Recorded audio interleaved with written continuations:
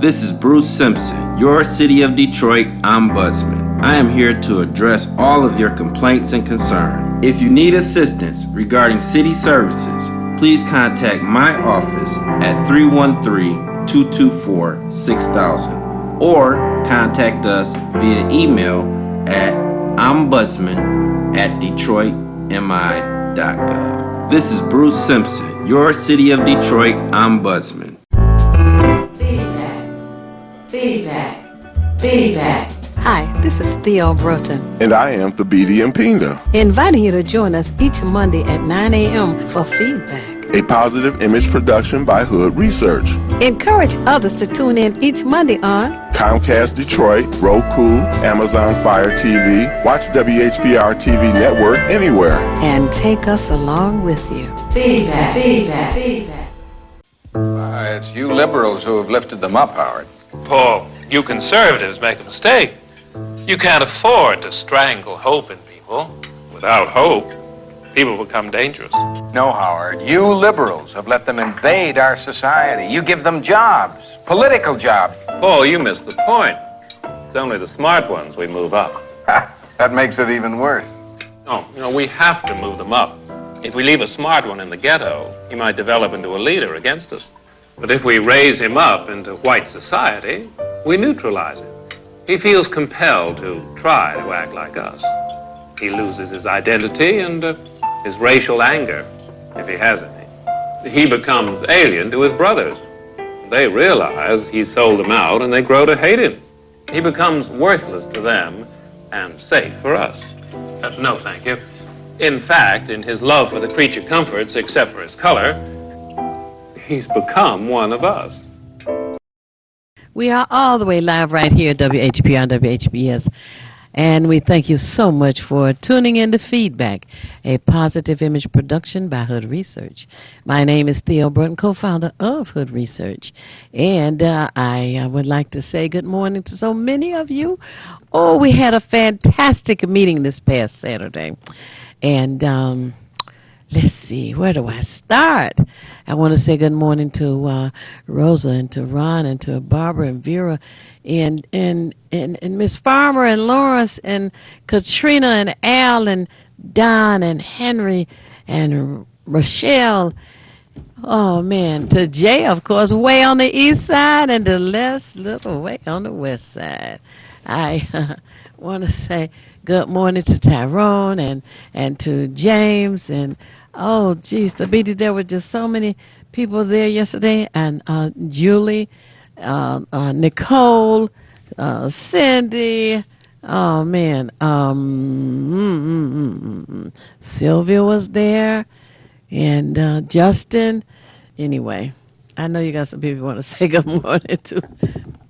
Say happy Monday to everyone. I'm Thabiti, of course. And I want to give shouts out to Cheryl D., Sister Ruth Ann, Brother Fred, also both Brendas, and Sister, I'm trying to think. Forgive me, Sister, I bet you at Randazzo you remember me from Feedback, but Andrea, shout out to Andrea, one of our faithful viewers, but some people like to just listen. And I always ask you to have your family and friends and neighbors, co-workers, tell them to tune in. That's right. Tell them also to have pen and paper handy, because there will be information you want to keep handy. Yes, absolutely. Oh, man, there's just so many things going on.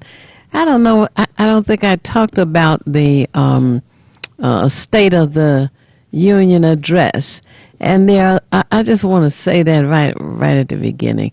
It was, to me, it's kind of a waste of time to talk about the fact that Nancy Pelosi tore up the speech that was given by the president, because there was something else that was more obvious to me. And that was the fact that the presentation was a TV production, movie production, video production by the president. You must remember, he is a producer. he has a program on called what is it? Apprentice. The Apprentice. That's right. That's one program that he puts on, and the other is a beauty pageant every once a year or so, and he has been dabbling in entertainment for quite a while.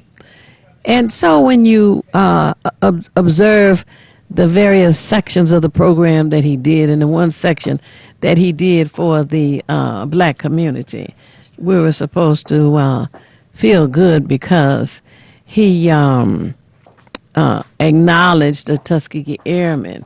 We have pride in the fact that we have Tuskegee Airmen. And pride, we're supposed to have pride because the Tuskegee Airman McGee was elevated to Brigadier General.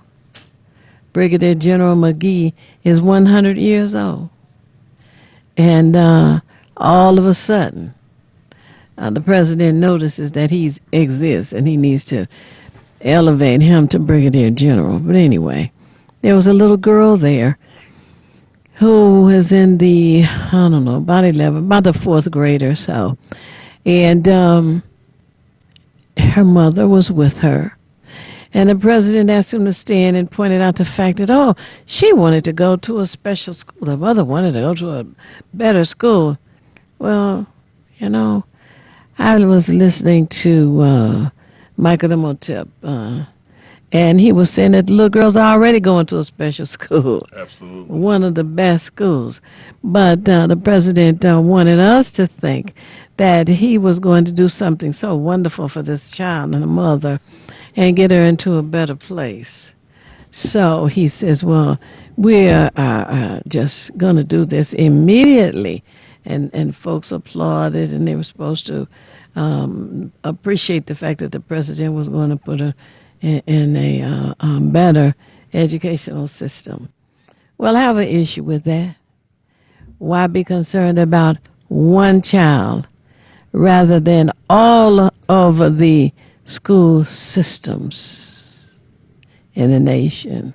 He couldn't do that. He called himself being slick.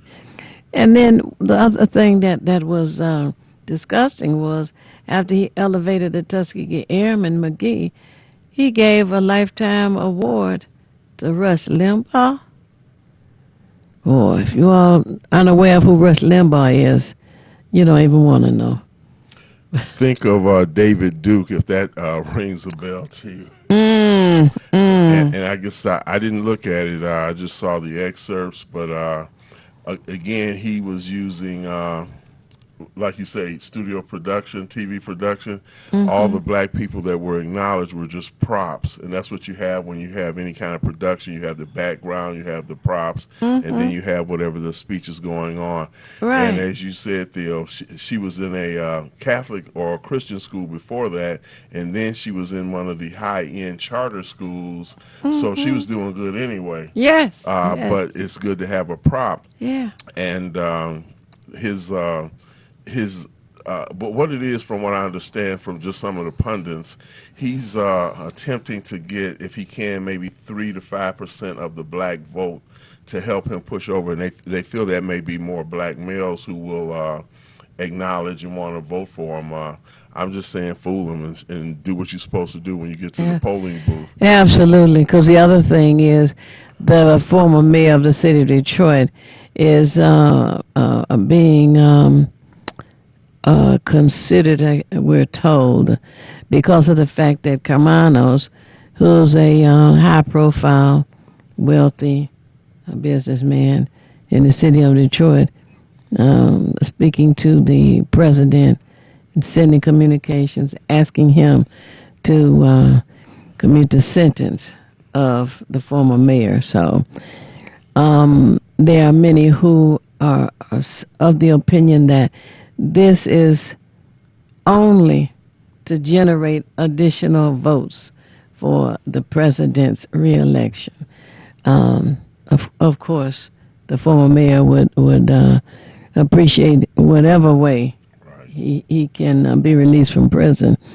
But if it's only for the purpose of generating votes from the black community, which it certainly seems to be, then what did you just say? Do what you know you're supposed to do. Don't vote for You know, the another re-election. interesting thing, he mentioned the HBCUs as if he had any genuine interest in there as well. But of course, we know he's trying to be reelected. We do have a caller also. Sure. Hello, caller. You're on the air. Would you share your name and how you're viewing us, please? My soul's like gold. Yeah, I can't hold on. We cannot hear you. Speak up, please. My soul's like gold. I'm at work, so I can barely hear you too. Do the speaker thing, 'cause I guess it's- Okay, pause for the calls. We can hear you shortly. Okay. Okay, now try it again. Okay, I can barely hear y'all too. I'm at work, so I can't see Oh, you, okay. but I'm at work calling in. to Oh, give okay. some Can you hear us information. now? Can you hear us now? Yeah, I All can right. hear you guys. All right. Go. Wanted to say that Hood Research, I really enjoyed your meeting. It was such a web full of energy and information. Oh, thank you so much. I really, oh my God, I can't stop thinking about it, and I can't stop waiting to share the good information, the great news that was shared as well. All right. But I wanted to share with your audience about the Fiat Chrysler automobile basic job requirements. You're going to have to go through Detroit at Work to get early access. Is that a and, website? Detroit at Work is a website?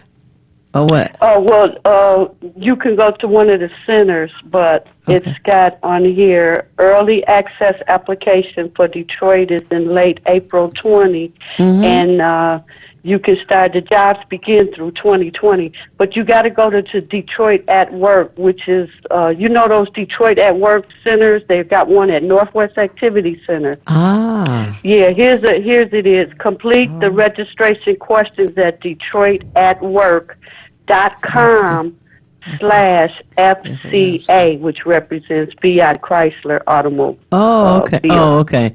That one Yeah, so represents that- them. yeah. Because that's, And I'm understanding that that's different than Michigan Works. right, it's called Detroit at Works now. So it's DetroitAtWork.com/FCA.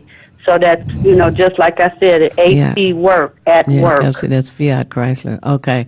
Gotcha. So And then I specific. wanted to share that AmeriCorps at Wayne.edu, which is Wayne State. AmeriCorps at Wayne.edu. There you can take advantage of academic career opportunities, community projects, and safety and patrol. You can network, and you will receive over 5,000 in education grants, or you can get the 500 biweekly paid training programs that they offer. You're saying they pay you while you learn? That's what Trade, you're pay while you trade. Yeah, training with paying. So that's over 500 biweekly for paid training programs. Oh, okay.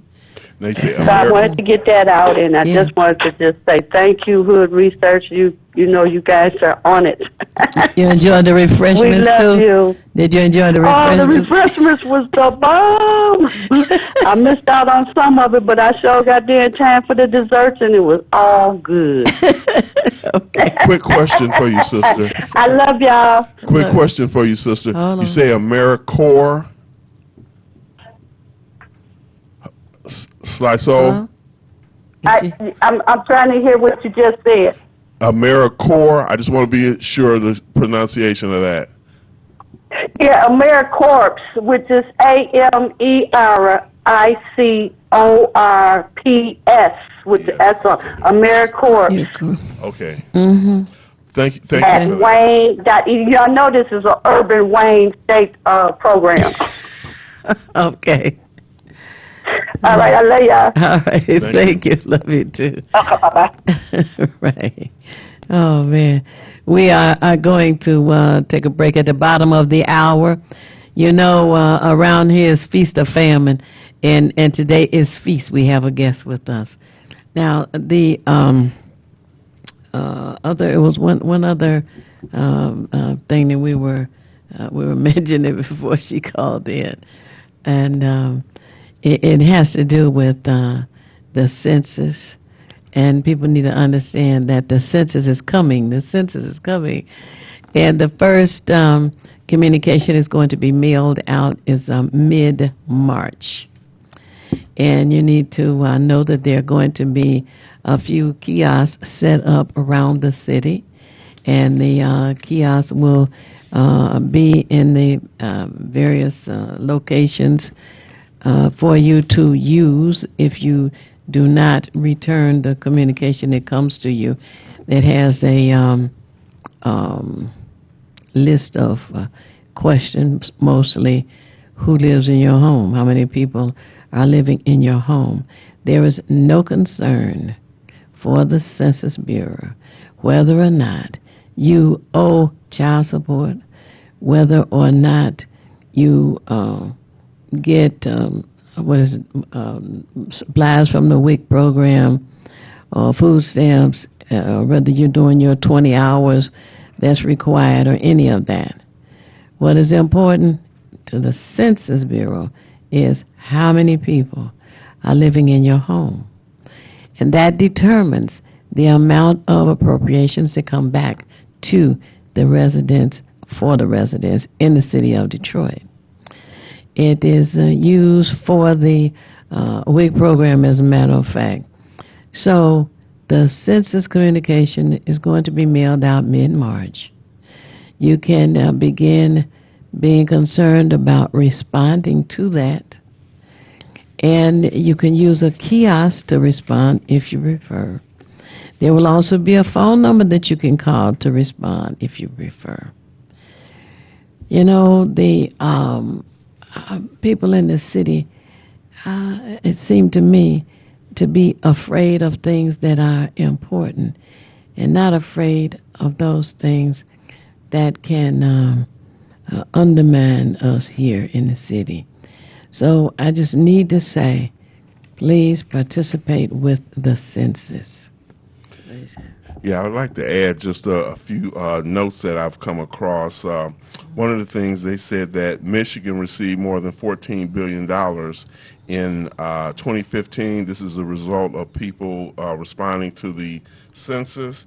It does indicate also that Census Day will begin April 1st, 2020. So they will be asking, that's when they will sort of get out and hit the streets for you. Some of the things that are affected by census count include, programs that use census data to calculate funding include Medicaid, nutrition assistance, highway construction and planning, Title I and special education grants, foster care and child care grants, K through 12 education, Section 8 vouchers, and Head Start, Early Start programs.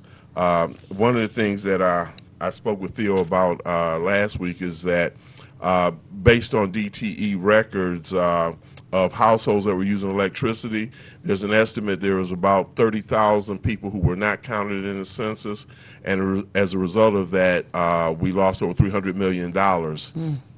Which to those programs I just mentioned and others, that's a lot of money for us not to have. Now, they say that there's certain communities that have skepticism about, identifying all the people who live with them. But one of the things they say, well, when the census, the citizenship question was brought up, this would intimidate, obviously, the people who may be considered quote-unquote illegal aliens, so they wouldn't want to identify. And then other communities also who may have concerns about, for instance, child support, income tax, and other things, because they don't want to be tracked by the government. But just know that the files that are collected by, or the data that's collected by the Census Bureau has a, well, I'll put it like this, it's 70 years that information cannot be released. So as I said on last week's show, if your child was 10 years old now and they were included in the census, their name would not come up until they were 80 years old. And again, I think by that time, whatever concerns you had would be allayed somewhat.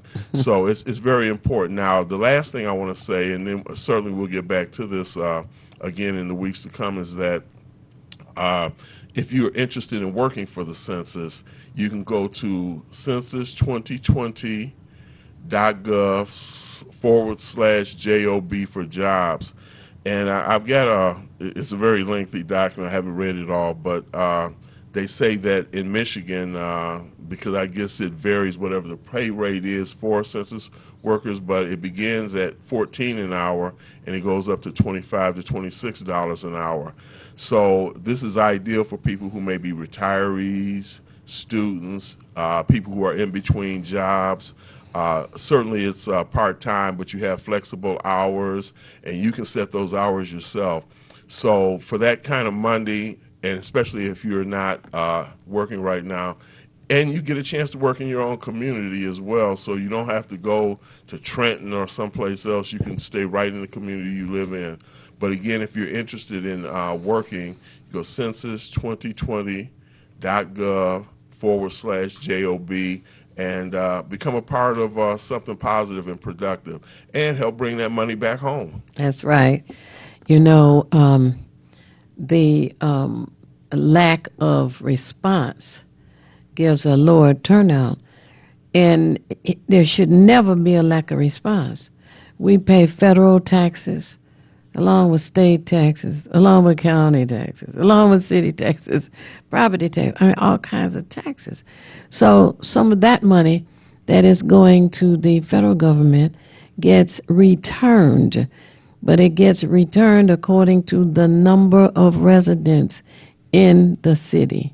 So we definitely want to be concerned about that, because if the money is not forthcoming, the governor can reduce assistance on the state level. And I'm sure people don't want that, especially when it comes to Medicaid, health care, you know, for those who are on assistance. So there's a lot to think about, but you definitely need to participate. So. And I guess the last footnote I'll add to that is that the number of people that are gathered together as data in the census will also determine how many representatives we have. Mm-hmm. And Lord knows we need some representatives. Oh, definitely.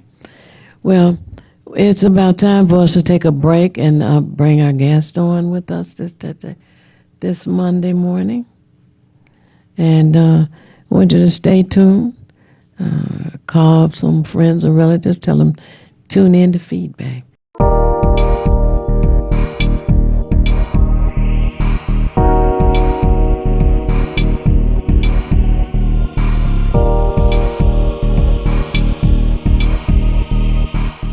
This is Bruce Simpson, your City of Detroit Ombudsman. I am here to address all of your complaints and concerns. If you need assistance regarding city services, please contact my office at 313-224-6000 or contact us via email at ombudsman@detroitmi.gov. This is Bruce Simpson, your City of Detroit Ombudsman.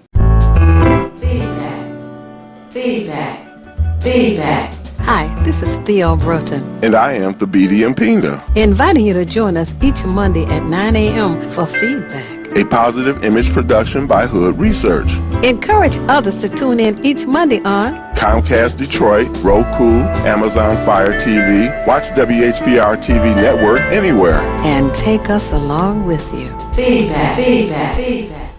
You can have your own party on TV. Party with R.J. Watkins and the TV33 family when you hold your own Facebook watch party. Connect all your friends with our friends, and we can have a watch party together. Watch your favorite TV shows when you want, how you want, with your favorite people. Here's how it works. Log on to Facebook from your computer or tablet and go to the R.J. Watkins fan page at facebook.com/TV33WHPR. The one with the blue WHPR logo on the left. Like us.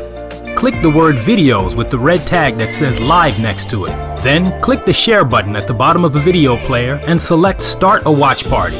Invite whoever you want. Your party will be recorded and archived for playback anytime you want. Hi, this is LaWanda. This is R.J. Watkins. Coming to you to bring you some information about the #1 detox in the nation, Lemon Burn. Lemon Burn helps to turn the fat into fit. It's for you, a happier, healthier you. Because you know healthy is the new beautiful. An all-natural way to improve your health. It promotes a healthy digestive system, attacks and reduces belly fat, as well as gives you energy. Need to get yours today. Call 313-868-6612. Don't forget to exercise and eat right. WHPR TV is now on Channel 90. Check out all of your favorite morning talk shows on Comcast Channel 90 every day from 7 a.m. to 12 noon, and watch us anytime, day or night, on all of your favorite devices. Download the WHPR TV Now app and take us with you wherever you go. WHPR TV is now on Comcast Channel 90 every day from 7 a.m. till noon. WHPR TV, a Watkins Broadcasting Company. Now you can watch WHPR TV 33 on Fire Stick. Catch all of your favorites. Stay informed. Don't miss a minute of your favorite talk shows. Call, text, tweet, post. WHPR TV 33 is worldwide on Fire Stick. For more information, go to FirestickTVNetwork.com or call us at 313-868-6612. WHPR TV 33, a Watkins Broadcasting Company. I'm Deborah Geraldine Bledsoe Ford, and I'm going to tell you about Michigan's other first family of law. My grandfather, Attorney Harold Bledsoe, became the first Assistant Attorney General in the state of Michigan. 2 of his 3 children were judges, Geraldine Bledsoe Ford and William Felga Bledsoe. My husband, Attorney Jerome Watson, was one of the first Black partners in Miller Canfield, and I became a judge in 2005, following in my family's footsteps. Alexa, open TV 33 Live. Alexa, open FM Detroit. Alexa, open FM Virgin Islands. Now you can listen to WHPR, TV 33, and WVIE on Amazon Echo. Don't miss a minute of your favorite shows. And find out how you can have your own show heard worldwide on Amazon Echo. For more information, go to FirestickTVNetwork.com or call us at 313-868-6612. The Watkins Broadcasting Company. I think Wayne County Community College District is the perfect place for any student. We are all a big melting pot and sharing different experiences. Everyone was really friendly, and they're giving you their time. I know someone here will always be there to support me. Armenalda Carrick, Bosnia. Sandra Gonzalez, Mexico. Minhas Jakia, Bangladesh. Dennis Carrick, Bosnia and Herzegovina. Not only can you listen, you can watch.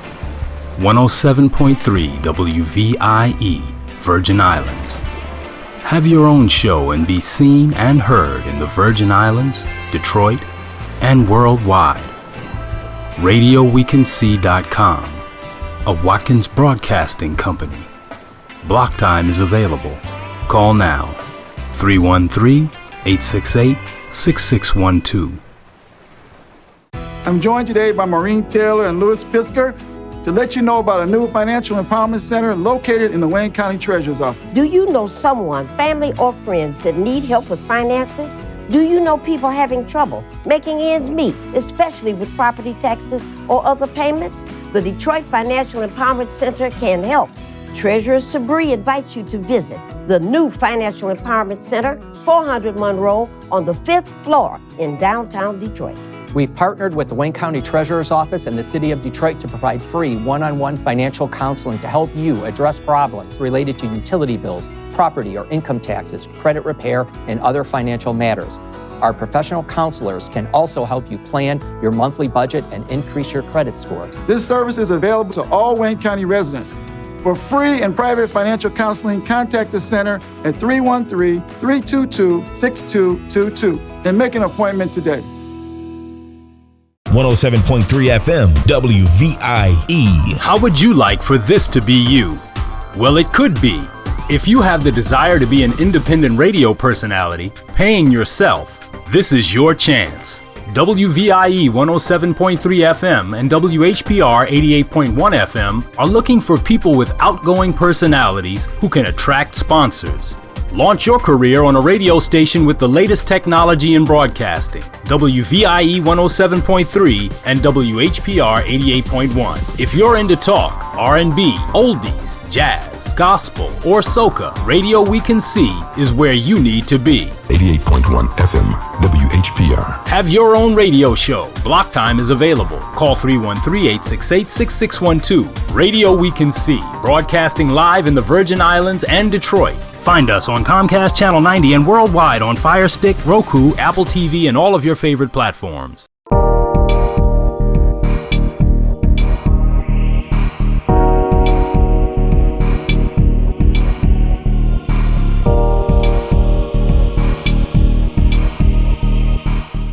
And we are back, and we're all the way live right here, WHPR, WHBS, right here, 160 Victor Street.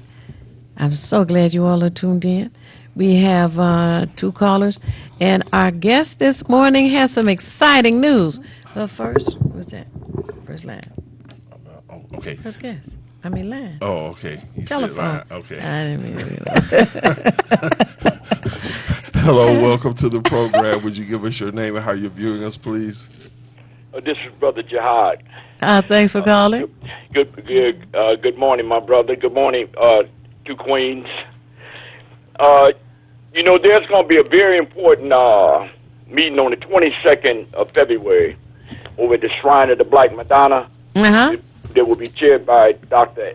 Ava Muhammad out of Chicago. Okay. And it'll be a town hall meeting between the hours of 2 and 4. And the town hall meeting will be about the black man and woman and must consider separation. Okay. And it's something that's been going around, I think, over 19 cities.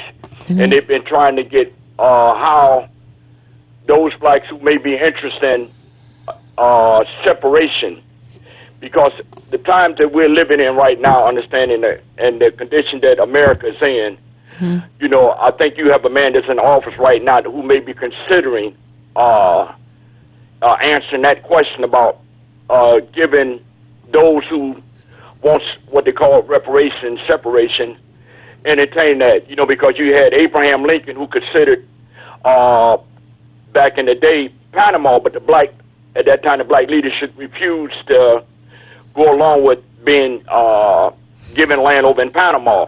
And then you had Thomas Jefferson, president, who said that he was fearful, that he trembled for fear that God's justice would not sleep forever, meaning that the condition that America had put black people in the suffering that black people had suffered for over 465 years, that he knew that that there would be a day that God's justice would be present. And so we're living in that day and time now. And we must fulfill the will of God, because God's will is going to be fulfilled regardless. And so we must entertain having a land of our own that we can basically educate our own children, feed the proper foods, clean the air, clean the water, and give the earth a break. Okay, Jihad, hold on. What day is the event? It's the 22nd. The day. D-A-Y, day. That will be a Saturday. Saturday. Now the date. Between 2 and 4, February 22nd, okay. 2020. Okay, Saturday, February the 27th. Between 2 it starts o'clock at and 4. 2 p.m. at the Shrine of the Black Madonna on Linwood. Is that correct? Yes, ma'am. Okay. And we will have people coming in from all over the country and all over the world. They will be there or whatever. Oh, okay. Now, wait. Confirm the date again. Saturday, February the what? 22nd. 22nd. Okay. And the address of the shrine, or give us some kind of, there are people tuned in who may not know where the shrine is. Okay, the shrine is at on Linwood. Yes. And that's at 7625 Linwood. Okay, 7625 There's no Linwood. admission. No admission? No admission. Okay. Well, I think that people do have a choice. If they want to separate, they can do that. Yes, ma'am. My concern comes with the people in Flint. Flint was a majority black community, and Yes, the people ma'am. have been poisoned. 102,000 people were poisoned. And I just have a concern about that kind of thing. Paradise Valley and Black Bottom was eliminated by a freeway, and now somebody's talking about filling in the freeway so that they can reclaim something that had belonged to the black folks. So anyway, as I said, I think people, should be able to separate if they choose to.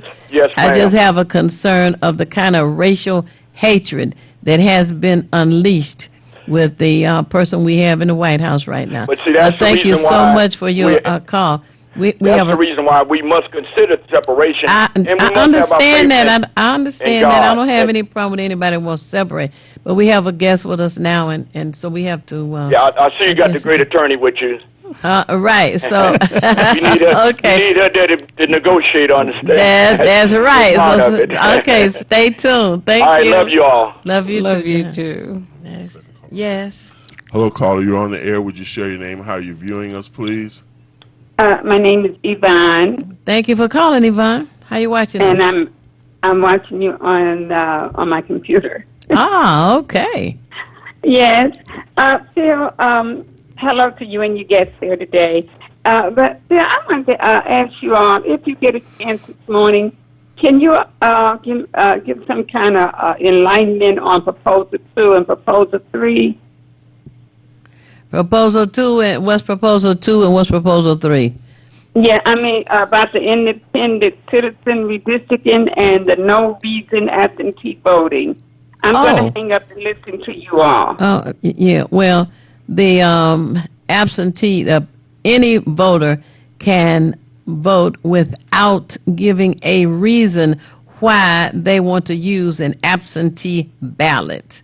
The ballot is mailed to the home. The person fills it out and mails it back or drops it off at the Election Commission, which is on West Grand Boulevard.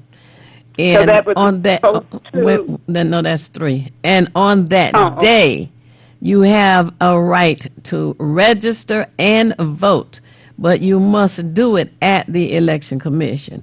I have not heard to date where you can do that at any other location, and certainly not at your precinct. They have been talking about some other kind of arrangements, but then you end up with an Iowa fiasco. The second one that you talked about, there is an opportunity, and you have to go online most likely, to fill out an application if you want to be considered to be a part of the committee that's going to review the voting districts. And as they exist now, it's been said that it favors one party over the other, which would be the Republican Party. So they're asking people who are non-elected persons to participate on this committee. And there will be I don't know why they call it a stipend, but they will be paid $40,000 apiece to do that. So if you are interested in participating on that, you can go online and fill out the application. And it's being facilitated by Jocelyn Benson, who happens to be the Secretary of State for the state of Michigan. All right, dear. Thank you. You're welcome. Thank you. Thank you for You have anything else? All right, thank you for calling in. Now, we have our guest this morning who has some fantastic news to share with us. And there are many of you who know who she is, DeEtta Wilcoxon, the publisher of the Renaissance Observer newspaper.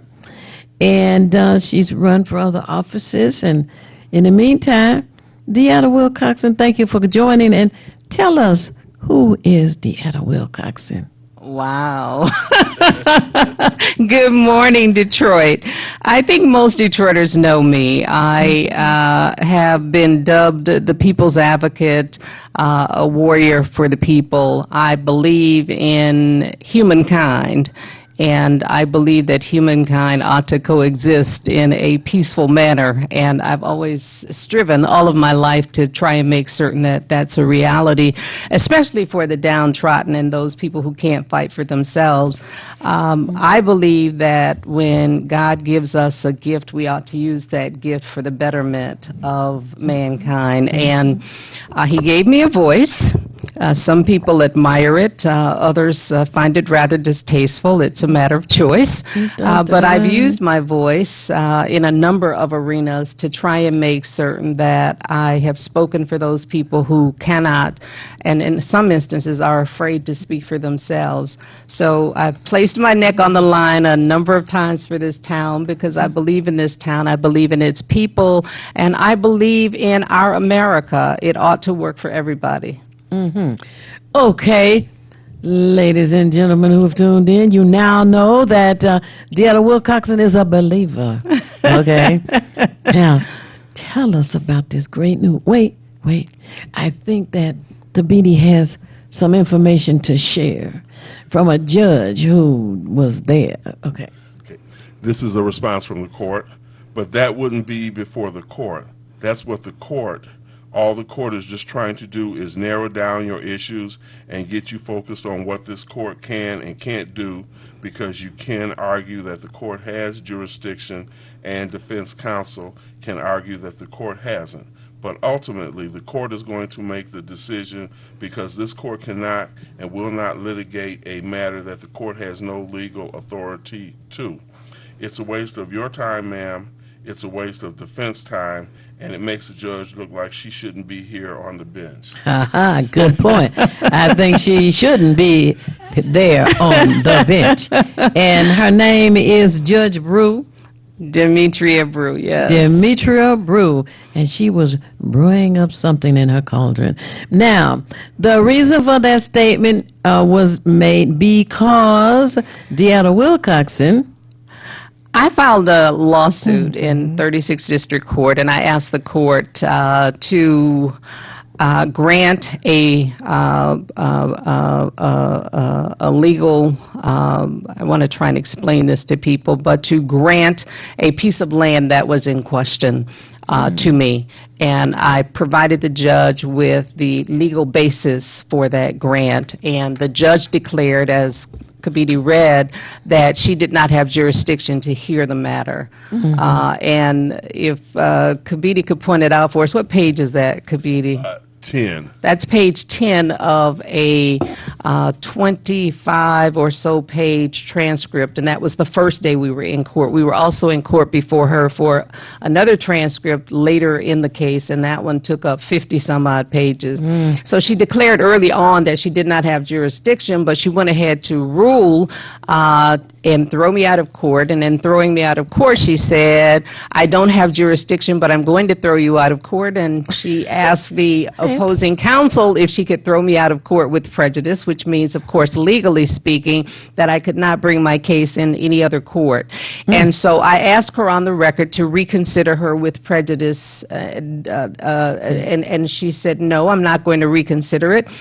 Your case is being dismissed with prejudice. And so I said to her, I said, Your Honor, as an improper plaintiff, I am here without a cell phone, without a tablet, a computer, all of the tools of the trade that my opponent, the attorney representing the other side, has and can present to this court. And from an equal protection standpoint, I felt that the court ought to have made some sort of accommodation. And the judge went about the business of saying, one, she was not going to reverse herself as it related to with prejudice, and two, she was not going to hear my argument, as she indicates later in the transcript, relative to bringing all of the tools of the trade into the courtroom. Her position was I could have gone to CVS or Walgreens or wherever, and I could have had some hard copies of the pictures made, and I could have taken them into the court. And I argued to the court, one, that I should have been able to bring a phone in the way my opponent did. I should have been able to bring in a tablet, a computer. But I also argued that if I'd had my phone, it would have had a time-stamped notification on each photo indicating when the photo was taken, time of day it was taken, that kind of thing, which is important in legal arenas, because you have to establish a chain of custody. You have to establish authenticity of the information that you're presenting to the court in order to make a very viable argument. But the court wasn't hearing any of that. And she didn't have jurisdiction. According to her, she didn't have jurisdiction, but she was going to rule anyway, and that ruling was to throw me out of court. And I thought, wow, this is something new to me. I spent 3 years of my life earning my law degree. I've never heard of anything like this in my life before. And the judge, as I said, was not hearing anything that I had to say. She kept consulting with opposing counsel, asking him what he thought about things and how she should rule. And I thought, wow, is this what one's day in court is supposed to look like in Michigan? Is this what one's day in court looks like? Oh, my goodness. So she was using him, there was a him, right? Yes. As her advisor, and she was supposed to have been in charge in her courtroom over a case for which she had no jurisdiction. Exactly. It gets crazy about a minute. And it does get crazier, Theo. I appealed the case, as you all well know, to Third Circuit Court, and the Third Circuit judge said, I agree with 36th District Court. You're thrown out of court with prejudice. What was the name of that judge? That was Judge Daniel Hathaway. Oh, Judge Hathaway. And as Daniel Hathaway, there's Yes. more than one Hathaway. Yes. Daniel. As I argued my way through that court, I thought, how many times must a resident of Michigan ask the court for justice before you receive that justice? And I just would not allow myself to be satisfied with that determination, because I knew in my heart of hearts and in my legal comprehension that they were both wrong. So I appealed them to the Michigan Court of Appeals, second highest court in our state, and all praises to God, the court finally corrected the error of the ways associated with the two lower courts. Not one, but two lower courts. The Michigan Court of Appeals said on January 10th that when a court has no jurisdiction, the court is powerless to do anything other than to dismiss the case without prejudice, so that the person bringing the case can bring the case again. To the next court. Which is what I argued in 36th District Court, and then I argued it again to the Third Circuit Court, but neither of them would hear me. So the Michigan Court of Appeals set the record straight in that regard. And I also argued that as it related to access to our courts, we all as Americans have a right to access all courts across our country. I argued that under the Privileges and Immunities Clause, a case that was decided by the U.S. Supreme Court in 1823, which held that under the Privileges and Immunities Clause, we all have a right to access all of the courts in our country. And along with that, I argued the Equal Protection Clause. If my opponent is allowed to come into court with a tablet, an ink pen, a pencil, a telephone, a camera, a video bit of equipment, all of the tools of the trade. And we, the people, go into our court, and we can take nothing to 36th District Court other than ourselves and a piece of paper. You have no writing instrument to write on that paper, but you can take a piece of paper into the court. Or make an airplane. I mean, that's all you could do with it. Only if it has some missiles attached to it, and we can just blow some stuff up because the court was truly wrong. Oh, my goodness. Now, explain improper, because there may be some people who want to know that definition. They heard you say it. There are those of who tuned in who do know. Myself included. Okay, we know. An improper person or in persona person is a person who is representing themselves. You are not represented by counsel, and you have a right in our country to represent yourselves. The Michigan Constitution, as well as the U.S. Constitution, gives you the right to represent yourself. You have the right to represent either through an attorney or in your own right, and I represented myself. You know, one of the things that I'm very proud of you, sister. First, Thank your you. perseverance, but you know the fact that let's just say those of us who have a non-legal background and definitely not a legal understanding in the legalities of the court, for you to pursue it up to the point of the Michigan Appeals court and have them rule in your favor, because many of us, certainly myself, not knowing things, we just throw up our hands. The average citizen, we're ready to walk away. We just don't know what to do, and I guess there's that old saying, you can't fight City Hall, and sometimes we feel we can't fight the court either. So I mean, I'm being schooled, and I can truly appreciate that. So now, in terms of tablets, phones, etc., is this something that now we may be able to do? We are definitely going to be able to do that. But before we go to that, I just want to say that we, the people, proved in 2013 that you can fight City Hall and win. I fought Janice Winfrey, sitting incumbent city clerk of the largest municipality in the state of Michigan, hauled her into court, had her on the witness stand answering questions, defeated her in Third Circuit Court. She took an immediate emergency appeal to the Michigan Court of Appeals. We defeated her there soundly in a 3-0 written opinion, which is used by clerks around the state of Michigan to tell their people how to circulate a nominating petition. So we know not only can you beat City Hall, we beat them twice in 2 weeks. But getting back to the court as it relates to taking things into the court. She remembers that movie, Mr. Smith Went to Washington. Okay. What I said to the court is there is, under the Privileges and Immunities Clause, a right to have access to all courts across the country. The Equal Protection Clause means that I have a right to take into court anything that my opponent can take into court. If you want to straddle me and take away my ability to adequately defend myself, then you must have that same stricture in place as it relates to my opponent. Now, the Equal Protection Clause requires that if there is a compelling state interest, the court can, or the state can, impose limitations on one's constitutional rights. But that limitation has to be narrowly tailored to fit the specific interest that the state is claiming is a compelling state interest. The court said their compelling state interest was the safety of the court.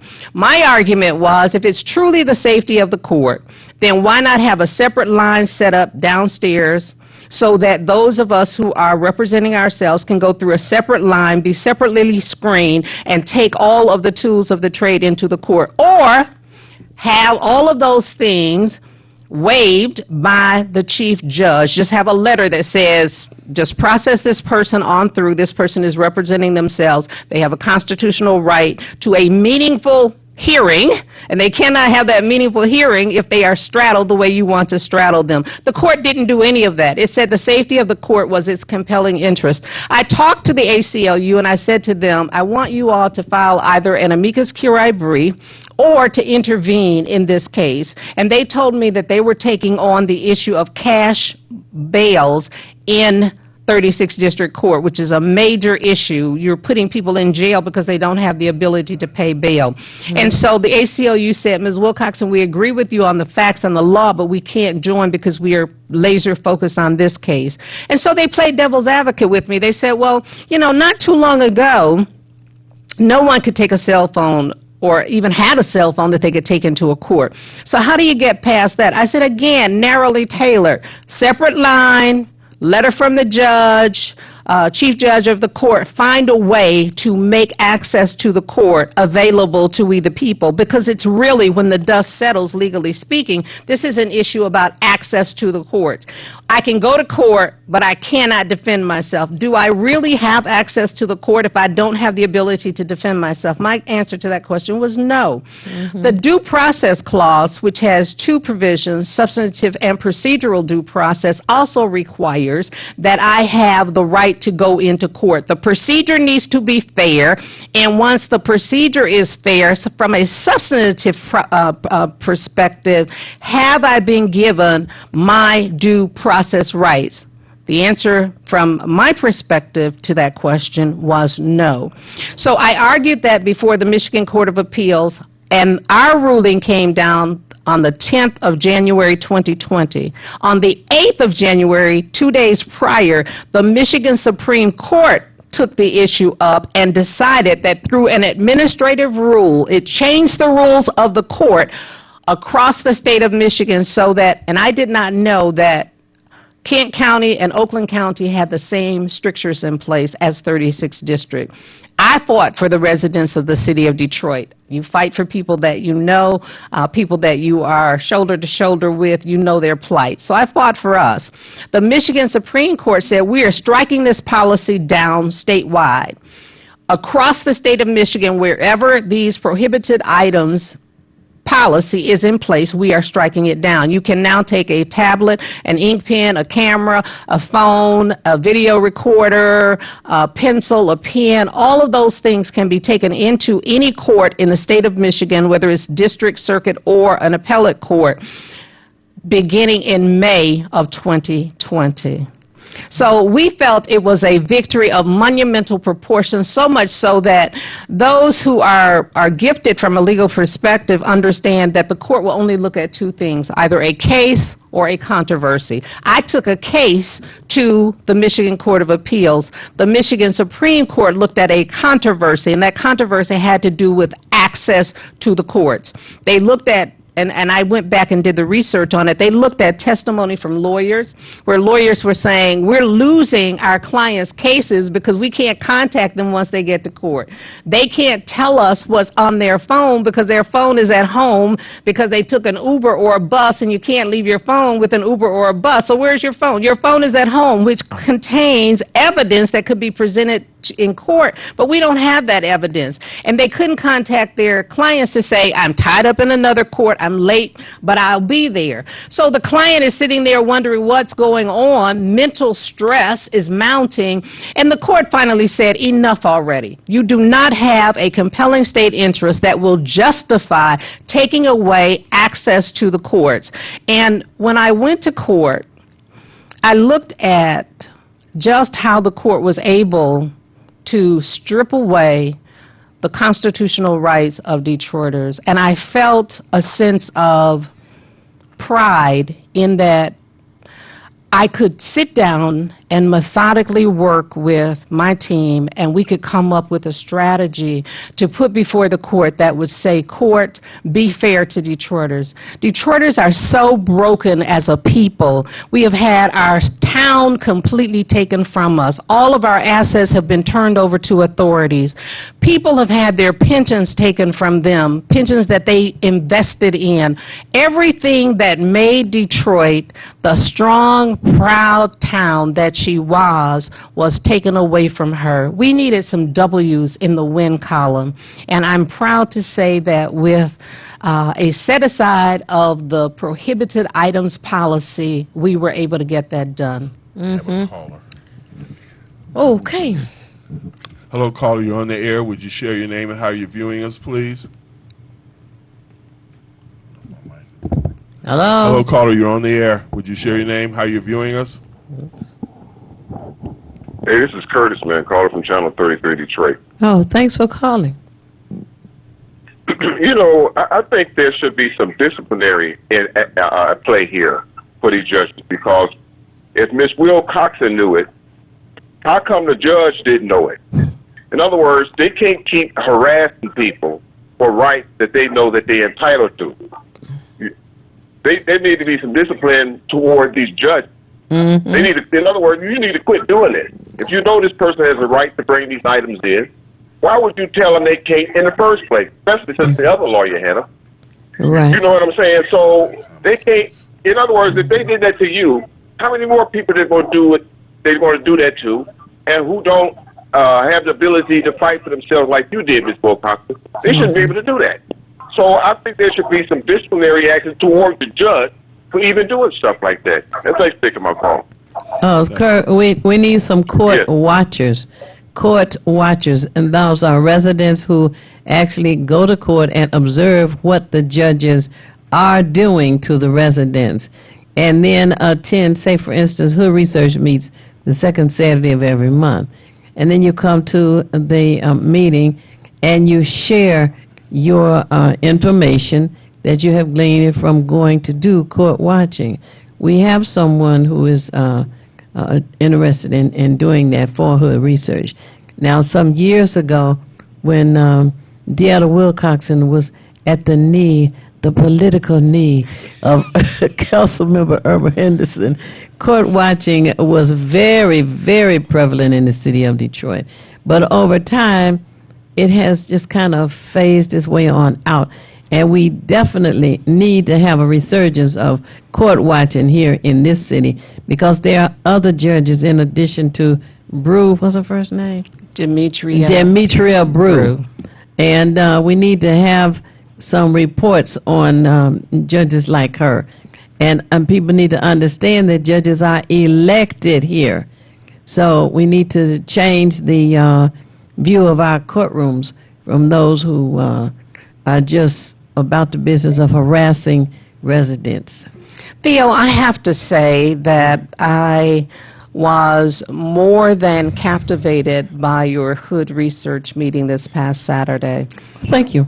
Okay, thanks for taking my call, yeah. You're welcome, Kurt. To hear you acknowledge the trailblazing efforts of Council President Irma Henderson just filled my heart with so much joy. You are right. She had an effective network of court watchers. And to hear you put the call out and to strategically start to put together a group of court watchers who will go into every courtroom and see what these judges are doing, because they have a right to be on the bench. And that right means they also have an obligation to treat us with dignity and respect, and to remember that the courts belong to us. The salaries that they take home on a monthly basis are paid by us. We, the people, are to be respected and treated with some dignity in court. And far too often, I see judges trampling over people's rights, and it burns my soul to think that there are people whose lives, their total lives, are completely entwined, tangled in a legal battle, and they have no one to assist them in fighting that battle. And then judges will be very dismissive of them as if they have no right to be in the court. It's a bullying situation. Now, I'm just curious now, does this apply to all courts? Frank Murphy, 36th District, it doesn't matter what court, a person should be able to enter any courtroom and be able to be a court watcher? Or is it for specific courts? Court watchers are just we, the people, taking it upon ourselves to go into our courts. And Theo is talking about a tally sheet wherein you have a list of specific items you're looking at. 1, does the judge arrive on time? 2, is the judge respectful or disrespectful to the people before him or her? Does the judge seemingly have a comprehension of the law? And follow some of these cases to see whether or not these judges are overturned. Because if you're overturned, it means you didn't understand the law in the first instance. And with a number of those judges being overturned repeatedly, we have to ask ourselves why they're even on the bench in the first place. So those are people we need to be about the business of removing. But you have a right as an American to access all of the courts, either as a participant, a party, or to go in and observe what is happening. You cannot be put out of the court unless there is a specific reason. For instance, the court might say, this is a case of prominence. We have very few seats, and so we can only seat X number of people. So they may put people out of the courtroom under a circumstance such as that one. But as a general proposition, you should have a right to go and sit very quietly, take your notes, and do whatever it is you need to do in order to report back to the people in terms of what's happening in a courtroom. Just to say that now we're at the top of the hour. We have to take our top of the hour break, FCC, as you know, and we want you to stay tuned and also continue to have pen and paper handy for information you want to record. And we'll be back after this.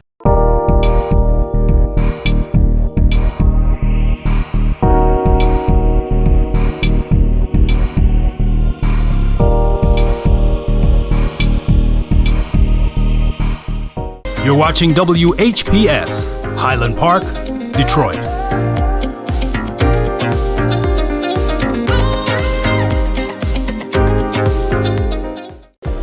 The views and opinions expressed on the following show are not necessarily the views and opinions of WHPS, its affiliates, management, or sponsors.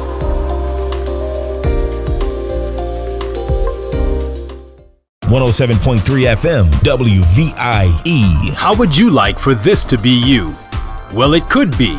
If you have the desire to be an independent radio personality, paying yourself, this is your chance. WVIE 107.3 FM and WHPR 88.1 FM are looking for people with outgoing personalities who can attract sponsors.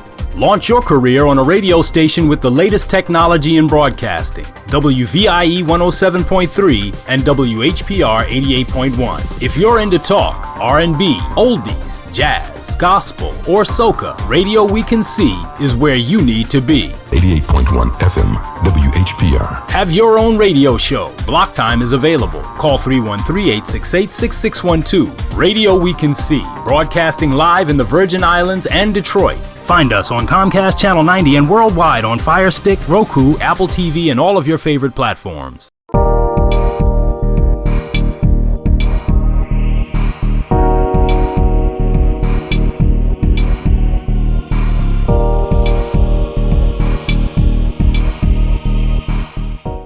And we are back to this interesting, very exciting win that the community has under its belt. We're getting some W's in that category. I love some it. wins, yes. Now, to go on with what happened in the courtroom, episode 2, Thabiti. Okay, this is the judge speaking. What does the law say with respect to dismissing motions for summary disposition with prejudice, Counselor? Mr. Walker says, well, it's an adjudication on the merits and the final order language, according to the court rules, would then provide the plaintiff the opportunity to appeal as a matter of right to the circuit court. The court says, you're indicating even if the court dismisses it with prejudice. Mr. Walker says, with prejudice because it is an adjudication. It was and then it says motion. Now, the counselor is the same as lawyer, attorney.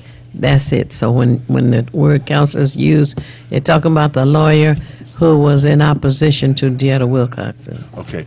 Ms. Wilcoxon responds, I would still like the opportunity to adjudicate the trespass, Your Honor.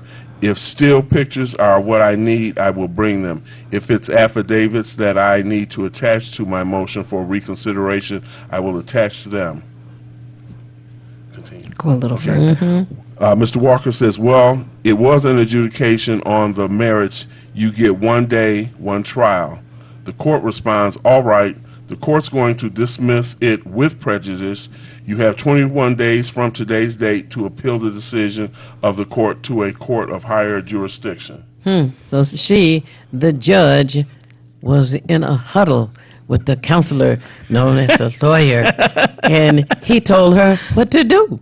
My, we need to address that issue on election day for judges. Ms. Wilcoxon. We have a caller also. Oh, okay. Hello, Let's do caller. that. You're on the air. Would you share your name and how you're viewing us, please? Oh, yeah, I was calling back because I had some more information, but I'm glad I got to hear the conversation because I got turned away just because I had a pen light, and I used those pen lights when I usher at the concerts. And I was the first in line, and they made me go all the way back out that door over a pen light. And I let everybody know when I left, this is a threat. This little pen light in my hand is a threat. And I had to go and disperse it so I can come back. I had to throw it away so I can get back in because I had a court date. So, yeah, I agree with us having the court watchers, and I'm glad and I'm hopeful that there is a victory, which I think she said it is a victory. Yes. Was it in May or March where we can have a pen and a phone and a piece of paper? In Yes, May. May. In May. Okay. I'm writing it down. And I wanted to, if I could, they got another program that's giving a families $100 gift card, and that's called Participate in Strengthening Family Programs. Presented by the Empowerment Zone Coalition. And the phone number is 313-921-9403. 921-9403. That's the 313 number. And if you participate at the end of the program, it's a $100 gift card. Okay. So they can call and get more information and participate in the Strengthening Families program. All right. Thank you. Well, thank you for that. Okay. Bye-bye. Okay. As you were, Counselor. I think the transcript is an invaluable tool in our system of jurisprudence because there is a verbatim account of what transpired in court. So when I tell people that the judge kept asking my opposing counselor what the law said and how she should rule, I didn't have to repeat those things without being able to point specifically to the transcript wherein she goes on record as enlisting his support and then abiding by the information that he had given her. Enlisting his direction. Yes, I agree with you. I was being polite. Please. If we're going to do court watching and a court and judge evaluation, we have to call it like it is. Yes, ma'am.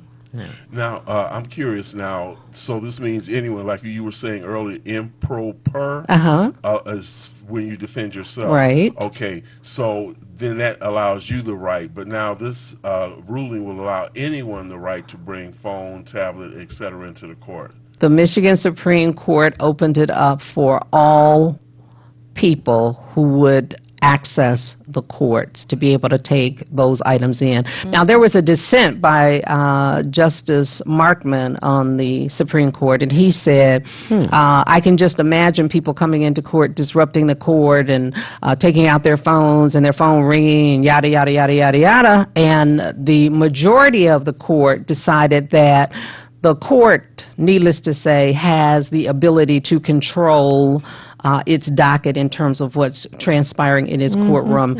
And you can't go into court and take your phone and start videotaping the judge or holding the phone up in front of the judge's face or waving it around the courtroom or answering the phone when it rings. It shouldn't be ringing anyway.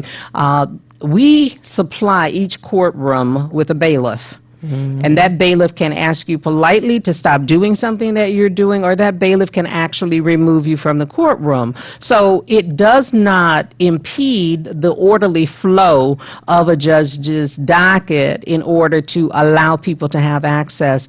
When we were talking earlier about the Equal Protection Clause and whether or not a provision is narrowly tailored to meet a compelling state interest, the state's compelling interest, according to the court, is the safety of the court. There is nothing unsafe about a cell phone being in a courtroom if you are not using that cell phone to disrupt the court. You know, I had that experience a number of times going to basically 36th District Court where I either took someone or I was there myself as well. And they asked for, as you said earlier, hard copies, which I brought. One was concerning property, one was concerning a car in an accident. But again, the limitations, as what Sylvia was just saying, where something that's non-threatening is still prohibited. People go through a lot of changes. And anytime you're dealing with court, you're dealing with a lot of changes to begin with. It's an intimidating institution. The average citizen's life does not incorporate that. So anytime we're down there, it's something that, you know, was brought upon us or put upon us that we have to go and deal with. Many of us cannot afford counselors, so we don't have anyone to speak in our behalf. And many times people will just, as a result, just throw their hands up and say, I'm going to pay the fine or do the time if it's a minimum amount of time. So I like the idea of court watching. Now, one of the things I was asking off air was about a ruling of prejudice, whether that could be, because we're already looking at the fact that a judge is consulting the opposition or the would he be opposing counsel. It was a civil action. Okay, the lawyer, yeah, he would consulting him as opposed to, I mean, knowing what to do. Yeah, that's, you know, what it is. And so the idea of ruling with prejudice, which does not allow you to pursue your case to another court. I was asking off the air, I just want people to know this, that could we look at that sometimes as being personal as well? Because if I don't have jurisdiction, but I'm still going to make a decision anyway. It seems more personal than it is professional or judicial. So maybe you could elaborate on that. A court has a great deal of discretion in terms of how it rules, and appellate courts will not disturb a lower court unless there's an abuse of discretion when it comes to discretion. So the court can rule against you with prejudice or without prejudice, depending on how the court wants to rule. The safety net in our system of jurisprudence is designed to make certain that the judge does not go outside of the bounds of reasonableness, and that the judge does not personally interact or strike out against a litigant. You can punish a litigant, yes. You can punish a litigant for being late, for not having an attorney, for a number of things. But to punish based on the merit of the case, as you indicated earlier, to make it somewhat personal, yes, a judge can step outside the bounds of, in my estimation, judicial decency. And when you do that, that's an abuse of power. So, yes, the judge could have ruled against me and said, your case is dismissed with prejudice, if the judge had the ability to deal with the case in the first instance. The judge wanted to skip over the assessment in terms of whether or not she had the legal ability to engage my case and jump to getting rid of the case from her docket with prejudice so that it couldn't be brought to anybody else's docket. So when you look at the manner in which she ruled and how she consulted with opposing counsel, it certainly lends itself to an argument that the judge was biased in favor of the other side. And I did make that argument to the Michigan Court of Appeals that there was definite bias on the part of this judge. And I pointed it out. There are more than, I believe, 3 instances in that transcript wherein the judge leaned favorably towards the other side.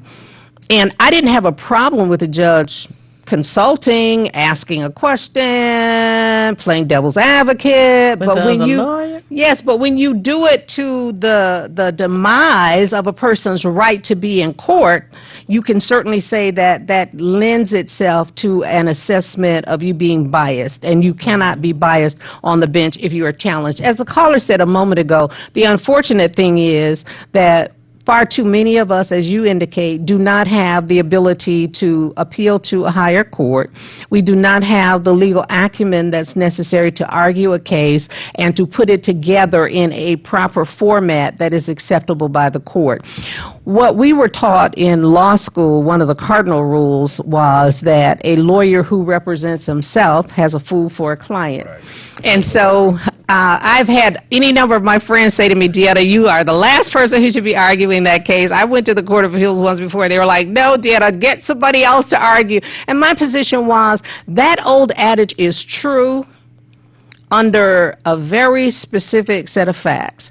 If you cannot take your emotion out of your case, then you can't argue your case, or you should not argue your case. But what I have said to the courts and Third Circuit Court and the Michigan Court of Appeals time and time again, I never refer to myself as me, I always refer to myself as the plaintiff, opposing party, someone that is third party to me. I've never been the center of my argument. I've always taken the me out of it. And if you can separate so that your emotions are not tied to what it is you're arguing, if you can argue objectively, and very few people can do it, lawyers often run afoul of representing themselves because they get very emotional. You know, I've got to do this because I've got to win. I've got to win because I'm legally right. I've got to win because I'm legally astute. I've got to win because American jurisprudence demands that the record be set straight. That's how I argue.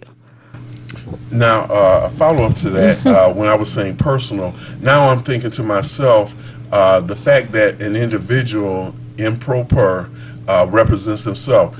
The judge, it seems to me, you know, maybe not in this case, but I'm sure in some cases, they have the mindset that since I have this individual in front of me who is probably not schooled in jurisprudence, I can kind of do certain things that this person may not be able. As you say, they become emotional at some point. So I guess what I'm considering is the fact that if you have the nerve to stand in front of a judge and say, I'm going to represent myself, and the judge is like, well, okay, since I have you here, I can kind of, I don't want to say bully, but I can kind of lean hard upon you because I don't think that you're qualified to be able to speak in front of my court, and maybe even defer to the other counselor, you know, for whatever reason. It's like they're disrespecting your right to be able to say, I can stand up here for myself, and that they may lean harder on you than they would if you actually had a counselor representing you. I don't know how you feel about that. But I see your point, and I had a case before Judge Sapalo, who is retired from Third Circuit bench now, but he said when I declared that I was representing myself that the court had to be mindful of my improper rights in the court. Some courts will acknowledge the fact that this is a person who does not come to court every day. This is a person who may not be particularly adept at legal jargon, and so we have to make some exceptions for them. There are other judges who will say, I'm not even going to entertain an improper plaintiff or litigant in my courtroom. They will tell you, I don't want this case on my docket, and there are some appellate judges and judges of that particular court, chief judge included, who will say, well, you don't have to listen to that case. We're going to reassign that case to another judge. It shouldn't happen that way. All judges should have the patience and the judicial temperament that is required to hear whatever case that comes before them. You can set parameters and say to a person, now you can't scream at your opponent, you can't curse them, you can't call them names. All of those things that would get you into trouble as it relates to judicial etiquette, you can certainly point those things out. But you can't deprive the person of their right. They have a constitutional right to be there. Now, if you read the entire transcript and you read how Judge Brew is interfacing with me, when we first started the case, opposing counsel told her I was a lawyer. And she said, basically, counselor, are you sure? She doubted my abilities, and she's like, well, you know, this kind of, well, if you read between the lines, it was like, well, she may be all over the map. I don't know if she knows exactly about what she's doing here. And so I was there really represented by counsel. My lawyer just didn't show up. And when he didn't show up, I had asked for an adjournment the first time, and she gave us an adjournment. We went back. He didn't show up. He didn't respond to my motion. And she was angered because, one, he didn't show up. It's evident in the record. And two, she kept saying to me, well, you have a JD. You better than anybody would know to respond to the motion. Well, why would I respond to a motion if I'm represented by counsel? I'm expecting my lawyer to do his or her job, and they didn't do their job. So she held it against me as the litigant before her. She said, you have a JD, you know, yada, yada, yada. But I didn't come here to represent myself, Judge. I came here with a lawyer. It's all in the transcript. I'm not making this up. Wow. Now, the other concern I have, this is probably my last question, at least in terms of what I can understand, is that if a judge says that they have no jurisdiction, then they're stepping outside of their bounds by making a decision. Is that correct? Absolutely. Now, that's why she was reversed. So now, and I guess to what Theo was saying earlier, or maybe somebody called, I'm not sure, is there a penalty or something that, I mean, it seemed like it should be a blemish on their record, at the very least, that yes, you acted outside of whatever the guidelines or what is proper for court, and we have to reprimand you in some way. Does that ever happen? Oh, it does. You can take a judge before the Judicial Tenure Commission, and you can spell out what it is the judge has done, and then let the Judicial Tenure Commission make a ruling in terms of whether or not the judge has stepped outside of the bounds of decency of ruling or being on the bench. Now, I could have done that, and a lot of people said, do you have to take her before the Judicial Tenure Commission? And I said, no, I'm going to take her to a higher court. I'm going to let them reverse her. No judge, competent judge, wants to be reversed. They want to rule, and they want their rulings upheld, which means you know what it is you're talking about. If I reverse you, or if I vacate your decision, which is what the Michigan Court of Appeals did relative to Judge Hathaway's decision, they vacated his decision, went back to the 36th District Court, reversed them, and sent instructions and said, reinstate the case, dismiss it without prejudice, which gives me the right to bring the case again. But the point of the matter is, it's like if you are a baseball player, you don't want the commissioner of baseball saying, you know what, you all are reading and sending each other signals and you shouldn't be doing that. You don't want that on your record. That's a blemish on your legacy. You don't want that to happen. The courts don't want those kinds of reversals and vacating of their decisions because they want to be able to say that I have a record that substantiates me having the legal acumen that's necessary to preside over cases. A judge that's being reversed with a great deal of regularity, it's time for the Judicial Tenure Commission to step in and say, why is this judge being reversed or judges' decisions being vacated with so much regularity? We want people on the court that bring integrity to the court. That's one of the cardinal rules of our system of jurisprudence. The integrity of the court is to be maintained and protected at all costs. And if we have to remove some judges in order to do that, we will do it. There was a judge in 36th District Court, I will not call her name, but she was removed by the court because the court said she was not mentally fit to be on the bench. That's because the integrity of the bench was being called into question. The court is not going to allow that. You know, that's fascinating. You know, I'm fascinated by this whole thing because, again, the average citizen has no idea of the things. Until we have to go to court, we have no idea. Now, when you mentioned the Judicial Tenure Commission, one of the things that came to mind is like, let's say, you know, this is just an analogy, but when the police have someone who's among their ranks has violated a citizen's right.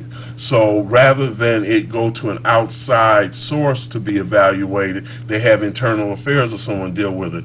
And I'm just wondering, you know, I'm just thinking in my mind the Judicial Tenure Commission could have the same thing. If you went to school with, let's just say you were the judge and you had an issue and it was brought before the Judicial Tenure Commission, and that means that if somebody said, well, you know, we went to the same law school, the Detroit College of Law, Michigan, whatever, University of Michigan, that they would have a bias towards the judge based on the fact that they had a familiar relationship somewhere in the past. So their ruling, it just seems to me, would be in favor, in some cases, of the judge, even if the judge was wrong. And so I like your approach when you say that I'm not even going to deal with them. I'm going to go to a source that's higher because because of your background, you know that you have a better chance of it succeeding as opposed to somebody going to Judicial Tenure Commission and hoping and pleading that, please, favor, decide a decision in my favor, something like that, and they think, well, you're just an average citizen. But, I've been knowing Judge Cronkite forever, so I'm not going to rule against them. So I like that approach and everything. Let me just say that the other side of that is that if you go to the Judicial Tenure Commission, that body is affecting the judge personally, not your case. If you're going to affect the legality of your case, you're going to have to go through the legal hurdles, which means you go to a higher court. I wasn't interested in the judge being slapped around by her peers. That was not my interest. My interest was in her being struck down legally to say you are wrong. And so when you see this again, you will handle it differently. And I wanted the court to say on the record that she was wrong. So we accomplished, I think, what it is we wanted to accomplish. Right. We were about the business of setting the record straight. The important piece of American jurisprudence is the record. That's why there's a transcript. The record is what is reviewed on appeal. The appellate court will not review anything that's not in that record. You can't go to the appellate court, make new arguments and say, the judge said so and so and so and so, and I argued this, and I didn't argue this below, but I'm going to argue it now. No. The record is set. Once the record is set, the court on appeal, whether it's an appeal from 36th District to 3rd Circuit or from 3rd Circuit to the Michigan Court of Appeals or taking it straight to the Michigan Court of Appeals, Michigan Supreme Court, the record has to be sent over to the court. That's one of the first things that the court is going to look at. What does the record say? And when you talk about court watching, when you go to those courts where the judge is operating the equipment as opposed to other courts where they have a court reporter, then you need to pay attention as to whether or not that equipment is going on and off at the proper time, because you don't want to have some things stated in the courtroom that cannot be proven with the hard copy, if you will. Unfortunately, we are down to the last 2 minutes of this show, which has been really fast-moving this morning, and I hope that all of you gained some additional knowledge that will be for your benefit as well as for all of our benefits. I like to say at the end of the program, it's not necessary for you to know everything. What is necessary is for you to know how to find what you need when you need it.